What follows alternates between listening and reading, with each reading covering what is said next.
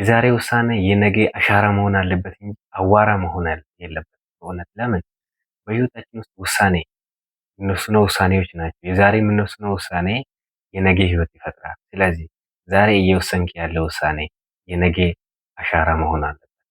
ዛሬ እየወሰንሽ ያለሽው ውሳኔ የነገ አሻራ መሆን አለበት እንጂ አዋራ መሆን የለበት።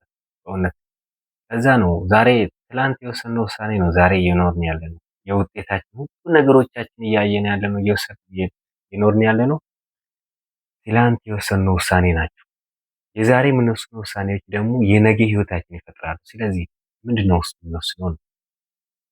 ውሳኔ ስንወስን ደግሞ 100% ኃላፊነት ወስደን መወሰን አለብን። አለበለዚያስ እንደው ምን ይባላል ውሳኔ ተወስኖ ተግባር ከሌለ ምን ይባላል? ሀሳብ ውሳኔ ይመጣል። ያን ያሰብነው እና የወሰንነው ውሳኔ ደግሞ ወደ ተግባር ለመቀየር ወደ ውጤት ለመቀየር 7 ጫማ ይጨርሳል ይባላል። ስለዚህ ብዙዎቻችን ደግሞ እናስባለን፣ ያሰብነው ሀሳብ ደግሞ አንወስንም። የወሰንነውን ደግሞ ማይሆን ውሳኔዎች ደግሞ በህይወታችን ውስጥ 7 ጫማ ያስጨርሱናል ማለት ነው። ስለዚህ 7 ጫማ እንዳንጨርስ። 7 ጫማ ማለት ያው በብዙ መንገድ መተርጎም ትችላለህ። አንድ ጫማ በጣም ቆንጆ ጫማ በዚህ ሰዓት ስንት ብር ነው? ብሩን እንተው፣ ስንት ወር ታደርጋላችሁ ነው። ደግሞ በጣም ምርጥ ጫማ ነው የምትለው ስንት ወር ታደርጋላችሁ ነው።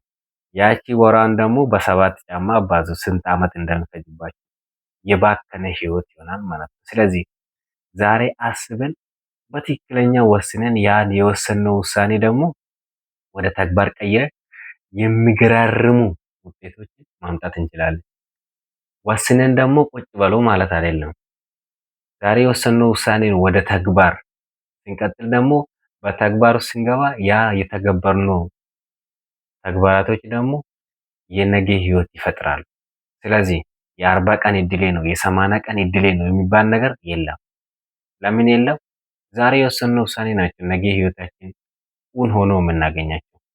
ስለዚህ ከዚህ በፊት እስቲ ራሳችን ጠይቁ። ስንት ወራቶች ስንት አመታቶች የሆነ ነገር ጀምራለሁ የሆነ ነገር ሰራለሁ፣ ዘንድሮማ እንደዚህ መስከረም ሲመጣ ብዙ ሰው እንትን ይመዘገባል፣ ብዙ ነገር እንጀምራለን። ስለዚህ ያ ነገሮች ደግሞ እንዳልቀጠለ የምታውቁት የወሰንነው ውሳኔዎች ናቸው። ለዛ ነው መጀመሪያ እንዳልኩ ዛሬ የምትወስኑት ውሳኔ በህይወታችሁ ውስጥ አሻራ መሆን አለበት እንጂ አዋራ መሆን የለበትም። የብዙ ሰው ህይወት እንግዲህ የብዙ ሰው ውሳኔ አዋራ ነው። ትንሽ ሄድ ስለው የለውም፣ ወይኔ እኮ ያኔ እንዲህ ባረግ ኖሮ፣ ያኔ እንዲህ በወስን ኖሮ፣ ያኔ እንዲህ። ስለዚህ ነገያችን በትክክል እንድንኖር ዛሬ የምንወስነው ውሳኔ በጣም ወሳኝ።